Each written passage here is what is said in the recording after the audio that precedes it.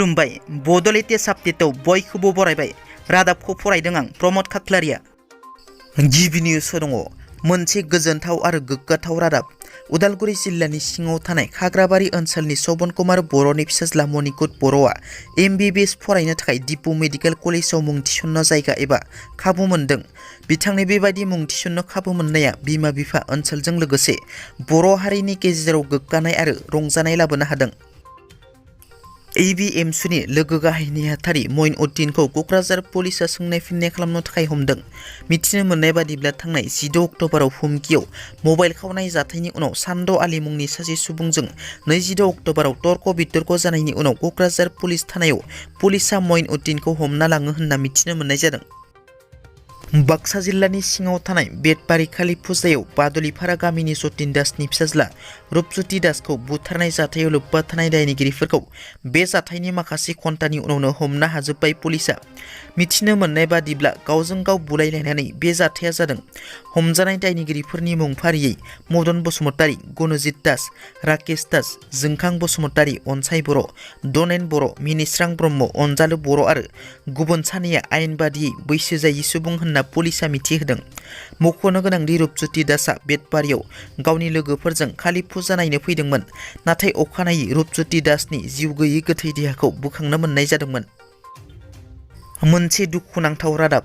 MA pass जानाय सासे बर' सिख्लाया गुवाहाटीआव गावनि जिउखौ फोजोबना लादों। तामुलपुर जिल्लानि सिङाव थानाय नावकाटा जाब्रांपुर गामिनि बिफा रुंसारि नेरसोन बसुमतारी आरो बिमा मन्जु बसुमतारीनि सेथि फिसाजो बिथराइ सात्रिनि बसुमतारीया गावनि जिउखौ फोजोबनानै लादों। मख'नो गोनांदि सात्रिनि बसुमतारीया आथिखालाव कटन मुलुगसोलोंसालियाव MA खौ फोजोबनानै फिन कम्पिउटार सोलोंथाइ लागासिनो दंमोन गुवाहाटीआव भारा न' लानानै। नाथाय सात्रिनि बसुमतारीया मैया बेलासि समाव गावनि भारा थाग्रा न'आवनो गावनि जिउखौ फोजोबनानै लादों होननानै सन्देह खालामनाय जादोंब्लाबो बिथाङा जिउ फोजोबना लानायनि गुबै जाहोनखौ दासिमबो मिथिनो मोननाय जायाखै। चिरां जिल्लानि उनाव क'क्राझार जिल्लायावबो अन्थाइनि दै लोंनानै गोबां रोखोमनि बेरामनिफ्राय रैखा मोनदों गोबां सुबुंफोरा।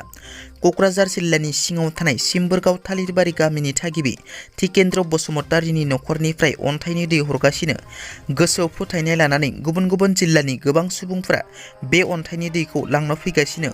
अन्थाइनि दैखौ लांनो फैग्रा दाब दाब जायगानि सुबुंफोरा फोरमायनाय बादिब्ला बे अन्थाइनि दैखौ लोंनानै गोबां रोखोमनि बेराम जेरै सानाय सुनाय, अन्थाइ जानाय, लोमजानाय, खर' सानाय, स्किननि एबा बिगुरनि बेरामफोरा हामनायनि फोरमानखौ अन्थाइनि दै लोंनानै बेरामा मोजां मोननाय सुबुंफोरा फोरमान होदों। BTCनि बारग' लेङाइ गाहाय खाम्फा बरग'यारिनि बिबुंथि। BPPआ फैगौ पार्लियामेन्टारि बिसायख'थिखौ लानानै CWC मिटिं खालामगोन आरो बेवहायनो माखासे खोथा रायलायगोन जेरावहाय फाइनाल नङाब्लाबो रायजो राजानो इंगित होनाय जागोन बिजाथिया सोर जागोन। दिनैनि दिनाव UPPLआ जेरैबायदि रायजो राजाखौ थगायबाय बे UPPLजों जायखिजाया दोलोआ जुदि थाङो बेनि महरखौबो बिब्दिसो नुगोन। BPPआ UPPLजों माब्लाबाबो आखाइ हमलाया। UPPLनि मददगिरिफोरा गाव हारसिंनो BPP फैगोन होनना लोगोसे ABSUआ ट्राइबेल बेल्ट एन्ड ब्लक एबा हा-हु रैखाथि आरो गुबुन गुबुन गासै मोनब्रै थांखिफोरखौ लानानै सुबुं सांग्रांथि रेलि लानायखौ खाम्फा बरग'यारि बिथाङा बाख्नायनानै बुङोदि ट्राइबेल बेल्ट एन्ड ब्लकखौ रैखाथि होनांगौ होननानै जुदि रेलि खालामदोंब्ला जोबोद मोजां जादों होनना बुंथियो। दिनैनि रादाबा एसेनोसै। नोंथांमोना जुदि आंनि रादाबखौ खोनासंनानै मोजां मोनदोंब्ला अन्नानै लाइक, शेयार आरो साबस्क्राइब खालामनो दाबाव। गोजोन्थों।